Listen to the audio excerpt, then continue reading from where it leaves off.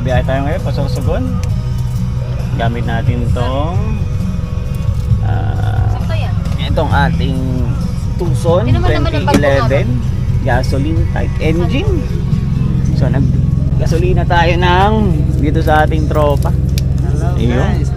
So inabot ng gasolina natin 3,022, 36 liters. Okay, para salamat pare. Sige. Titingnan natin kung ilan ang makukonsumo nating gasolina para sa biyahe natin ito. Calawag, Quezon to Sorsogon. Okay, let's go.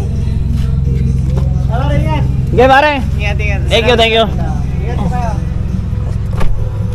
Kasama tayong dogo.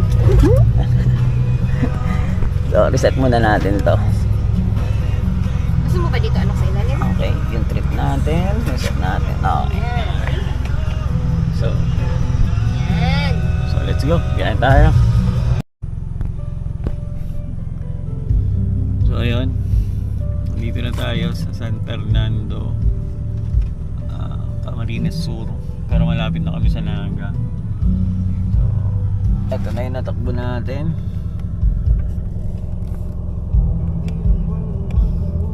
Mula doon sa nagpulis tayo 142.5 kilometers. Tapos yung average consumption natin daw is ito 8.3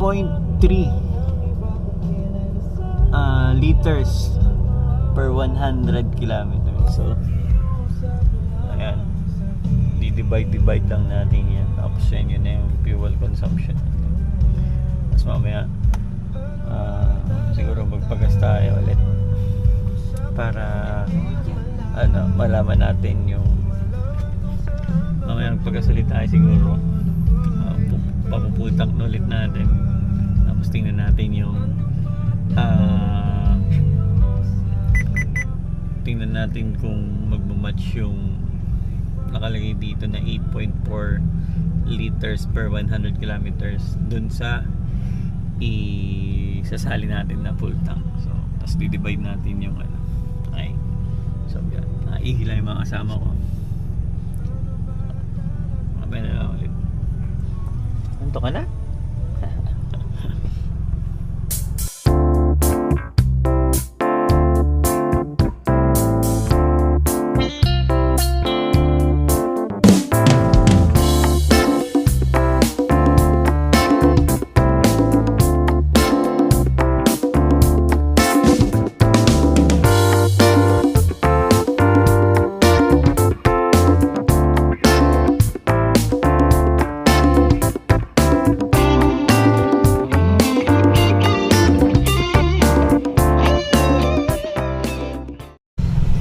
Pagas tayo, titignan natin kung ilang litro yung magagamit natin.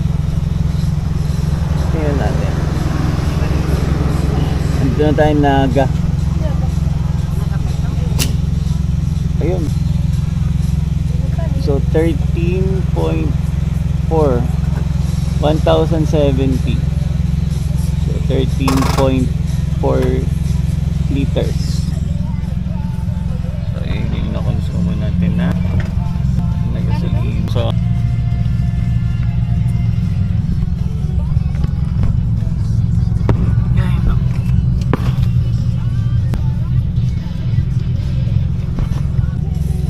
uh, 4 liters tapos divided by 154 kilometers. So yun yung per liter natin.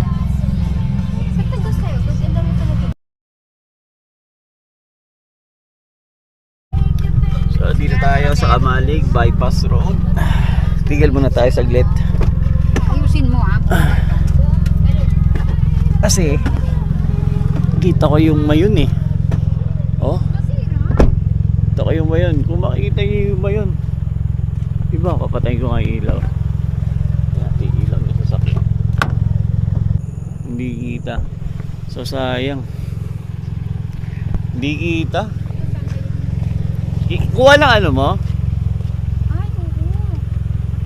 Ayun no. Ayun no, nag-ano siya oh. Hindi nga kita. May isend lamang kay ma'am. Kahit yung camera. Nagbubuga siya lang ng konting laba. Kasi, nakita pa yung ilaw ng mga ito. Wala tayong video for ano. Wala tayong video.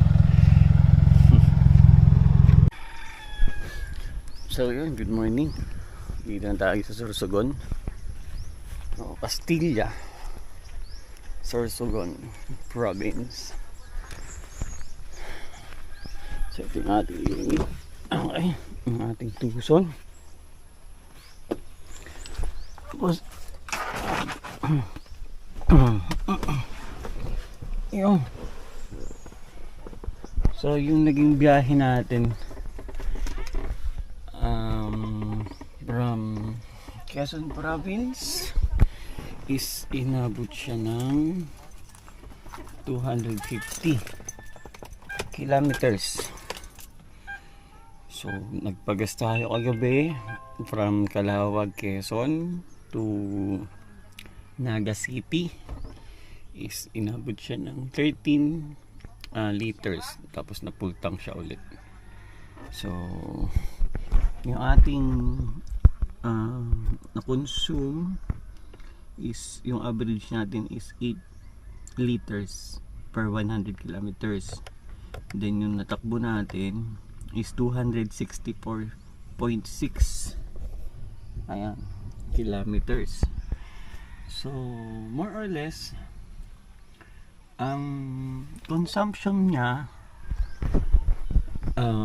buong biyahe is nasa 12 kilometers per liter.